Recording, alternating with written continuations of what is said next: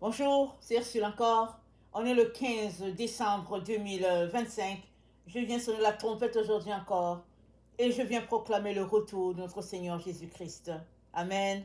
Soyons tous bénis, soyons remplis de la joie du Seigneur. Amen. Alors, toute chair est comme l'herbe. Amen. Tel que nous sommes là, avec notre corps, n'est-ce pas, d'être humain, nous sommes comme l'herbe. Si en nous Dieu n'est pas. Nous sommes exactement l'herbe. Et dans 1 Jean 4, le verset 15, c'est dit, quiconque confesse que Jésus est le Fils de Dieu, Dieu demeure en lui et lui en Dieu. Et nous connaissons pour y avoir cru l'amour que Dieu manifeste au milieu de nous. Dieu est amour. Quiconque demeure dans l'amour demeure en Dieu et Dieu demeure en lui. Dieu est amour. Quiconque demeure dans l'amour demeure en Dieu et Dieu en lui. Amen. Ça veut dire que cette herbe-là que nous sommes, elle prend de la valeur quand nous demeurons dans l'amour. Quand nous marchons dans l'amour agapé envers les frères et les sœurs, envers Dieu, alors cette herbe que nous sommes, cette terre que nous sommes, a de la valeur. Alléluia. Mais si nous marchons dans la méchanceté et puis que nous refusons la lumière de Dieu en nous, alors cette chair-là que nous prenons tant de temps à prendre soin, elle est sans valeur. C'est du gaspillage du temps et d'énergie. Et nous savons qu'il y a des gens qui passent, qui économisent de l'argent parce qu'ils n'aiment pas leur visage et leur corps, ils s'en vont faire de la chirurgie. Or, c'est dit que ça n'a pas de valeur si Dieu ne demeure pas là-dedans.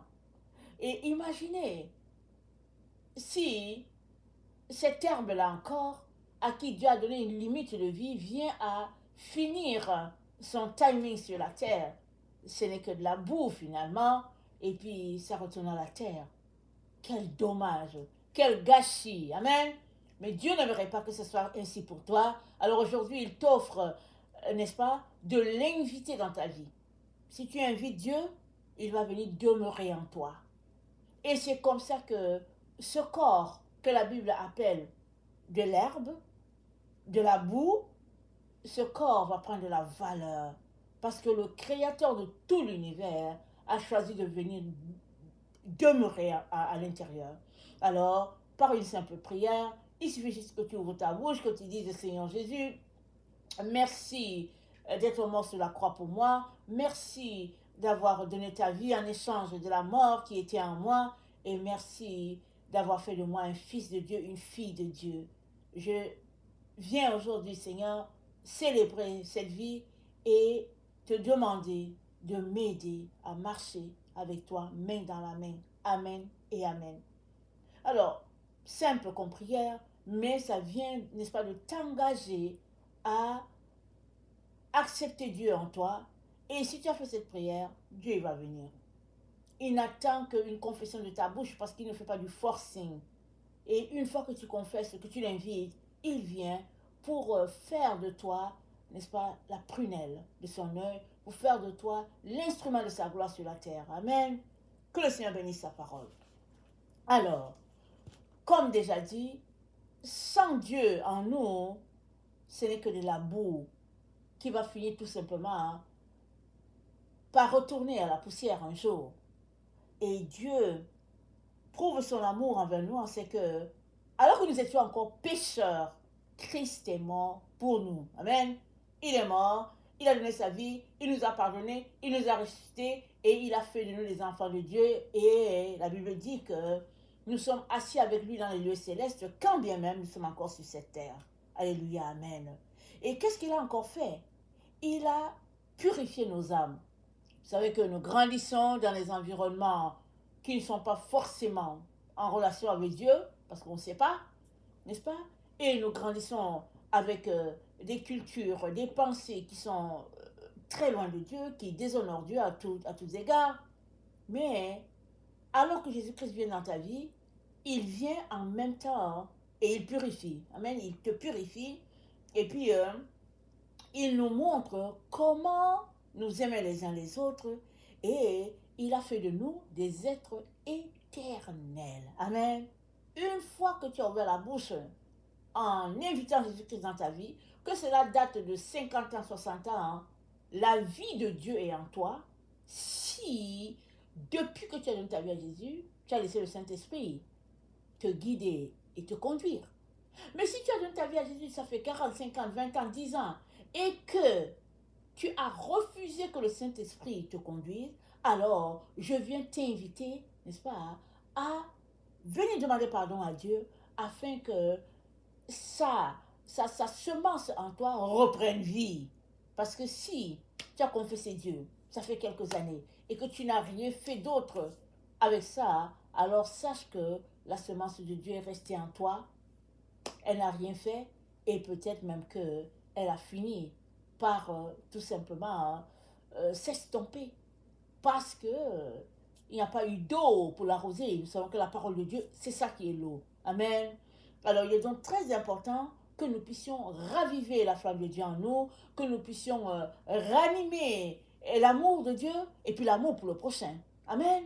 Nous vivons dans un temps où la pensée du moment, c'est de manquer d'amour envers l'autre. Alors, nous le voyons dans la société, nous le voyons partout où nous nous trouvons, et souvent même nous-mêmes, nous posons des actes, n'est-ce pas, qui déshonorent Dieu, parce que nous refusons, par exemple, d'aimer, nous refusons de pardonner, nous refusons tout simplement de marcher dans ce que Dieu veut pour nous.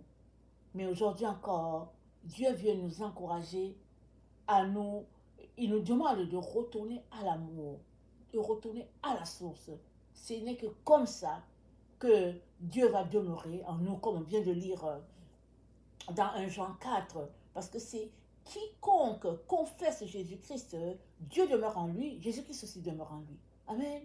Alors, ça peut arriver, n'est-ce pas, que tu as donné ta vie à Jésus, ça fait plusieurs années, et puis finalement, tu t'es détourné, tu es parti, parce que tout ce qui t'intéressait, peut-être c'est le paradis, et puis c'est tout. Mais il est important que tu puisses t'engager à ton épanouissement. Ce n'est pas comme le bébé à la naissance.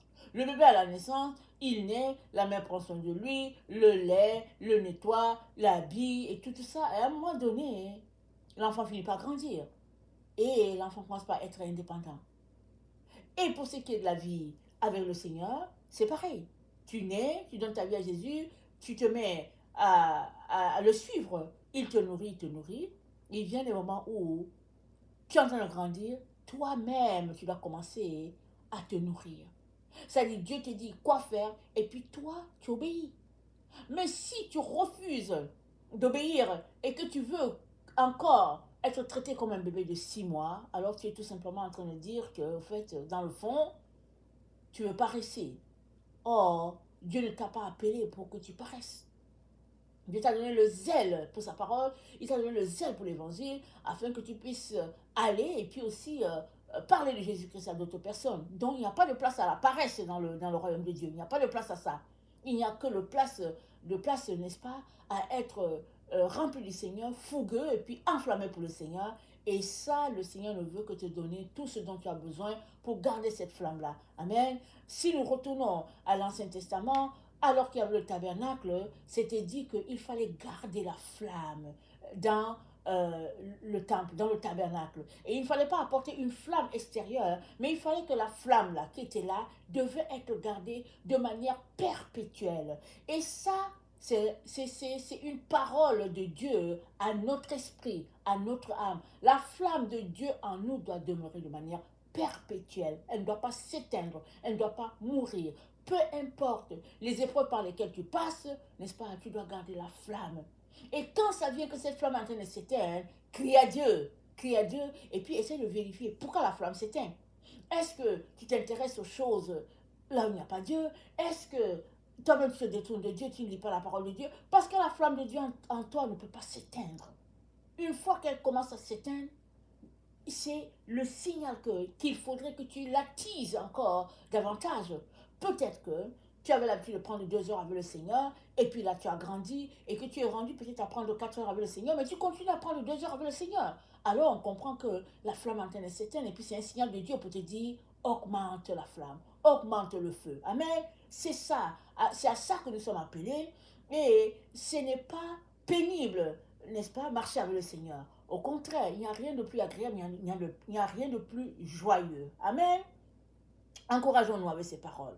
Alors, nous sommes comme l'herbe et cette herbe a de la valeur alors que nous lui donnons les éléments nutritifs que Dieu nous a donnés.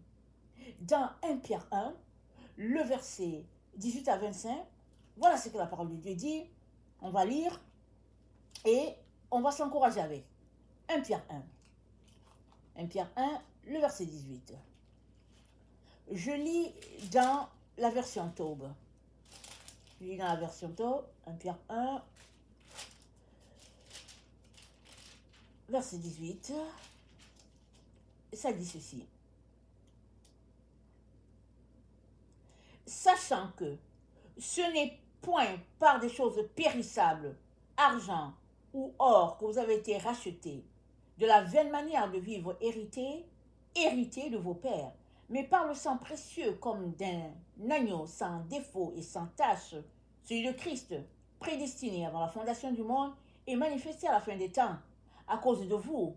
Par lui, vous croyez en Dieu, qu'il a ressuscité les morts et lui a donné la gloire, de telle sorte que votre foi et votre espérance reposent sur Dieu. Amen. Notre espérance repose sur Dieu, pas sur les choses. Alors pourquoi est-ce que nous nous déchirons sur les choses? Pourquoi est-ce que nous courons après les choses de ce monde? Pourquoi est-ce que nous sommes découragés, remplis de jalousie si une autre personne, n'est-ce pas, possède, exemple, un avion et que nous n'avons que notre petit vélo? Pourquoi? Jésus-Christ ne nous a pas rachetés avec ces choses-là. Et il nous donne tout ce dont nous avons besoin. Si tu as un vélo, peut-être c'est parce que tout ce dont tu as besoin, c'est le vélo pour faire aussi ton sport.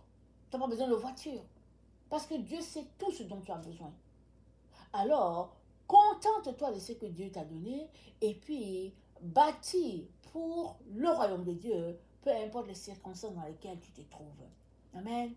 Et il s'est dit quoi? Rejetant toute souillure. Nous sommes dans 1 Pierre 2, au verset 1, c'est dit, rejetez donc toute méchanceté, toute ruse, toute forme d'hypocrisie, d'envie et de médisance, comme des enfants nouveau-nés, désirez le lait pur de la parole, afin que par lui vous grandissiez pour le salut.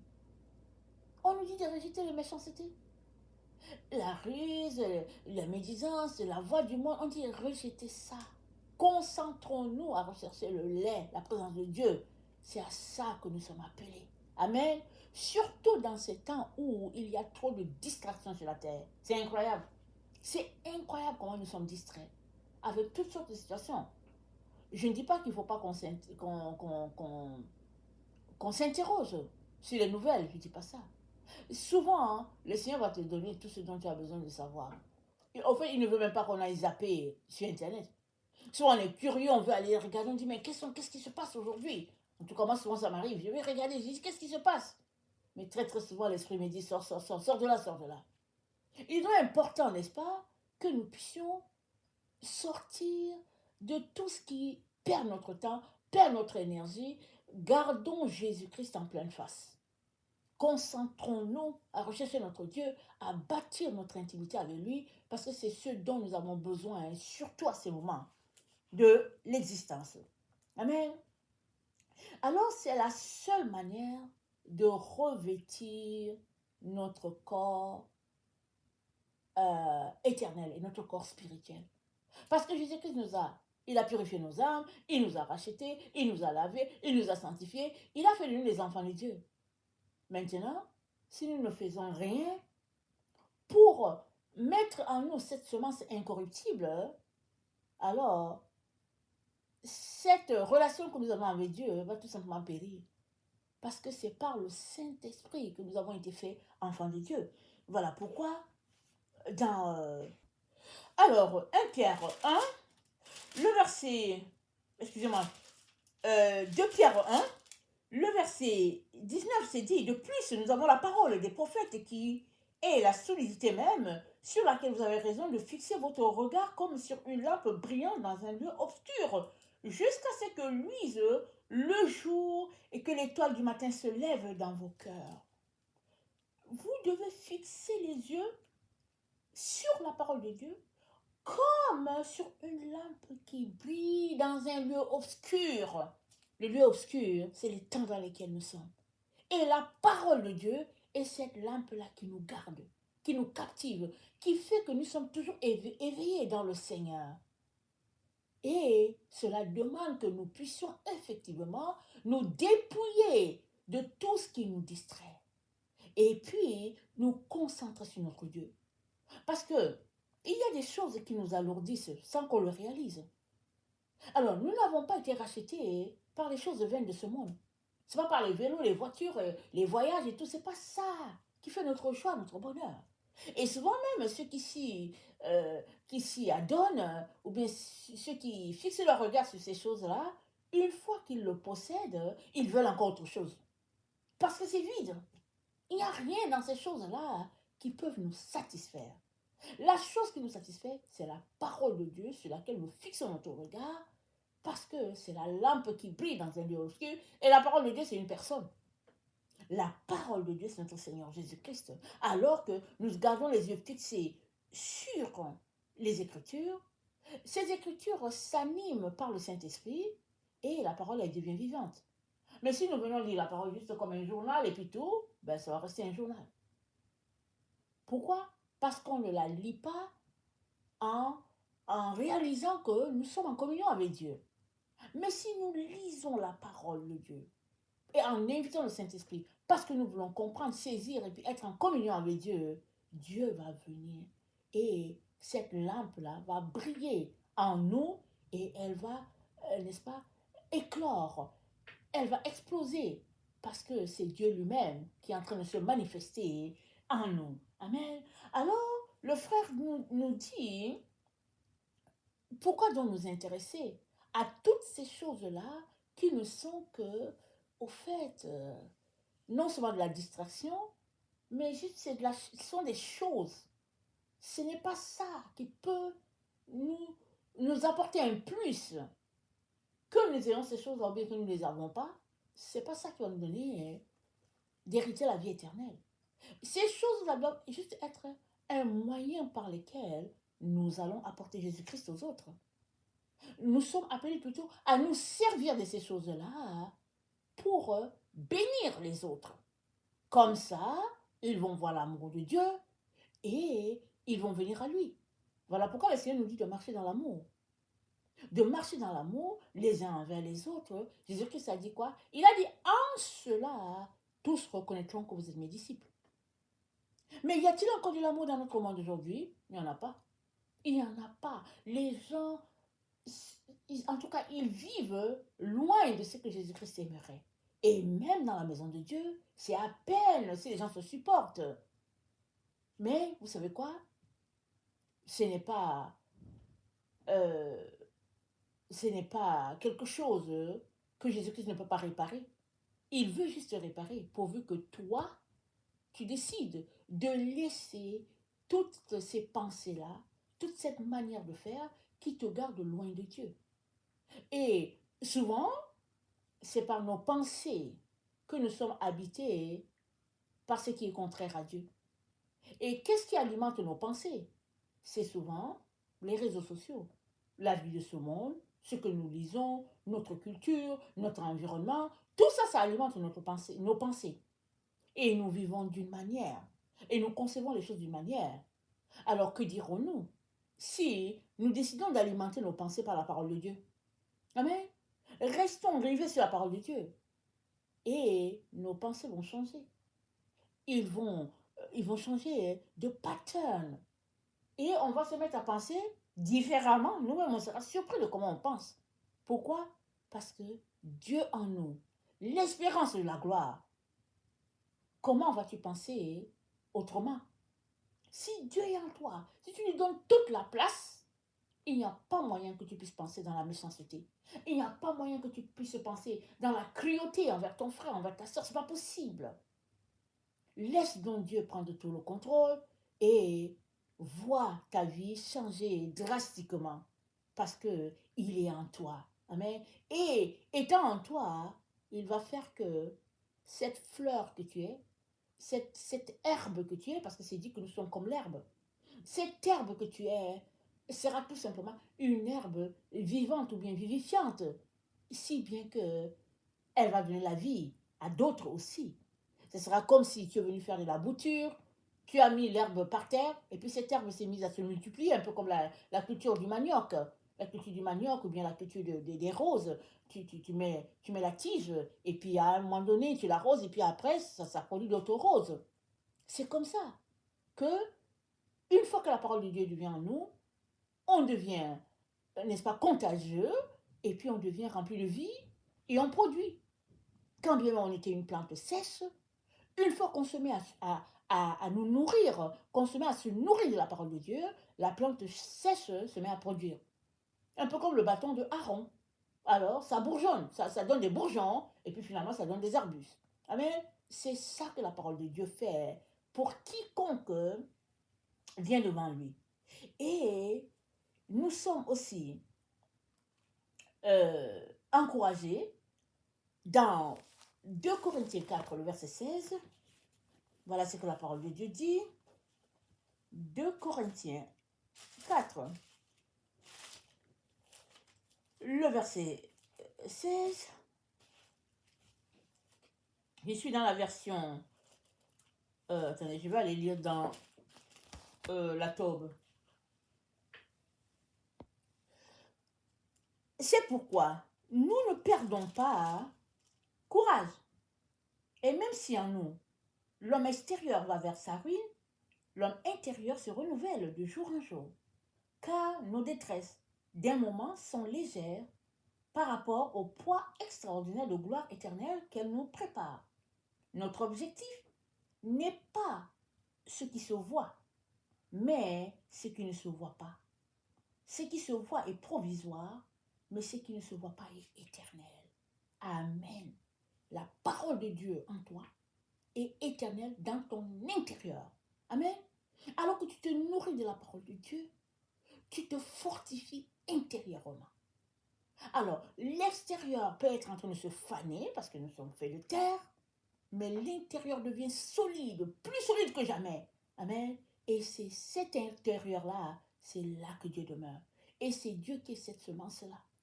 Dieu est cette semence à l'intérieur de toi. Il est donc très important que cette semence-là, tu puisses la mettre en toi. C'est elle, cette semence incorruptible, qui va se multiplier en toi et se multiplier dans les autres, pourvu que tu viennes prendre le temps avec le Seigneur, que tu le laisses être Dieu dans ta vie et que tout ce que tu aimerais, ces choses passagères, ces choses de la vue, puissent disparaître, que tu puisses les laisser de côté et que tu puisses t'intéresser à ce qui nourrit ton âme, à ce qui va rassasier ton âme, ton esprit. Et ça, c'est la parole de Dieu. Amen. Et dans Colossiens 1, le verset 12 à 14, notre Dieu nous dit ceci, Colossiens 1, le verset 12 à 14, c'est dit, rendez grâce à Dieu qui vous a rendu capable d'avoir part à l'héritage des saints dans la lumière, qui nous a délivrés de la puissance des ténèbres et nous a transportés dans le royaume de son Fils, dans le royaume du Fils de son amour, en qui nous avons la rédemption, la rémission des péchés. Amen. Voilà ce qu'il a fait. Il nous a transportés. Il nous a placés dans le royaume de Dieu. Et il nous a délivrés des ténèbres. C'est ça qu'il a fait. Si nous sommes délivrés des ténèbres, comment allons-nous faire pour accéder à cette lumière-là de manière constante si nous ne lisons pas notre Bible, si nous ne venons pas dans la présence de Dieu, si nous ne prions pas, comment allons-nous faire? C'est Jésus-Christ qui a fait ce qu'il nous a donné. Il nous a pris des ténèbres, il nous a déposés dans la lumière. Alléluia, amen. Et il dit, mangez ce qui est lumière. Alléluia. Consommez ce qui est lumière. Et vous allez vivre éternellement. Parce que si vous ne le consommez pas, tout le reste n'est que de l'herbe qui va faner. Ça, c'est la parole du Seigneur. Maintenant, est-ce que c'est ce que tu fais? Si tu ne fais pas ça parce que tu es occupé à courir après les diplômes universitaires, à courir après le travail, à courir après une certaine gloire, demande pardon. Amen. Demande pardon et vas-y te nourrir de la parole. Demeure là dans la parole. C'est ça qui va te donner la vie, qui va te régénérer. Parce que c'est dit dans la parole, et ils ont vaincu la bête. C'est-à-dire, ils ont vaincu le système par la parole de leur témoignage et le sang de l'agneau. Et la parole de notre témoignage, c'est quoi? C'est la parole de Dieu en nous que nous faisons sortir, que nous confessons. Parce que c'est dit que Dieu a dit pour que toi et moi aussi nous puissions dire. Amen. Ça veut dire que nous confessons juste la parole de Dieu. Alors que nous la confessons, nous sommes régénérés, nous sommes revigorés. Alors, je viens nous encourager à nous nourrir de la parole et à faire comme notre Dieu, n'est-ce pas, s'attend à ce qu'on puisse faire. Et dans Colossiens 3, au verset 4, c'est dit, quand Christ, votre vie, paraîtra, alors vous paraîtrez aussi. Ça veut dire quoi? Ça veut dire que si nous nourrissons la parole, le jour que Christ va se manifester, on va se manifester avec lui. Alléluia. Parce que cette parole de Dieu en nous va se manifester. Et ça va juste éclore. Mais si nous n'avons pas de parole en nous, et que nous sommes juste enfants de Jésus par nom, le jour que Christ va se manifester, nous, on va aussi se manifester, mais dans l'autre sens. Si on jouait l'hypocrisie, alors on va juste ressembler à des hypocrites, c'est tout. Si on jouait à la personne méchante, on va juste se manifester en méchant. Et Dieu ne veut pas ça pour nous. Voilà pourquoi il nous encourage aujourd'hui encore en nous disant que, au fait, notre chair, là, ce n'est que de l'herbe. Ce n'est que de la boue. La seule manière pour que cette chair-là se transforme en un être glorieux, c'est que tu puisses prendre le temps pour nourrir la personne qui est intérieure, ton être intérieur, que tu puisses nourrir ton être intérieur de la parole de Dieu. Et quand Christ se manifestera, cette chair qui est déjà fanée ou bien qui se fane de jour en jour, elle va juste se faner, elle va juste disparaître pour laisser éclore ce qu'il y a à l'intérieur. Exactement comme le poussin. Alors, quand on va, n'est-ce pas, dans le poulailler, alors, pour les personnes qui croient encore aux poules, et puis voilà, tu vois, le poulailler, à l'intérieur, il y a le poussin, si ça fait 21 jours que la poule est en train de couver. Et à un moment donné, le poussin n'étant plus capable de rester dans la coque, parce que son moment d'éclore est venu, allez, il brise la coque, et puis ben voilà, voici le poussin qui est là. C'est ça que la parole de Dieu entend dire. Quand Christ, votre vie, paraîtra, vous aussi vous paraîtrez. Et ça va se manifester de notre vivant sur la terre.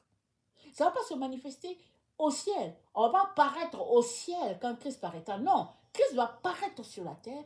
On va, n'est-ce pas, se manifester. On va éclore sur la terre. Quand Christ paraîtra, nous aussi on va paraître. On va éclore. Alors, Dieu vient nous encourager.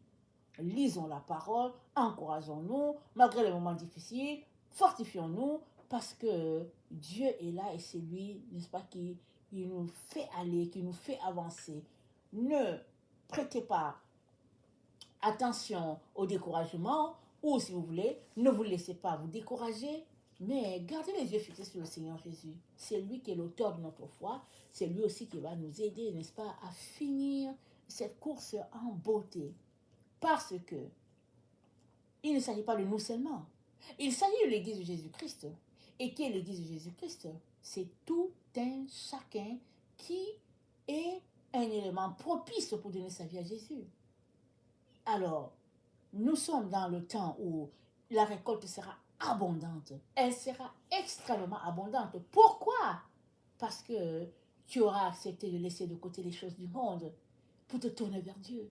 Tu auras accepté de laisser de côté ton cellulaire, tes tablettes, et puis la technologie. Tu auras accepté de laisser ça de côté pour prendre le temps avec Dieu.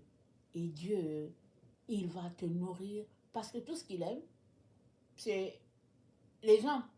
Dieu est amoureux des gens.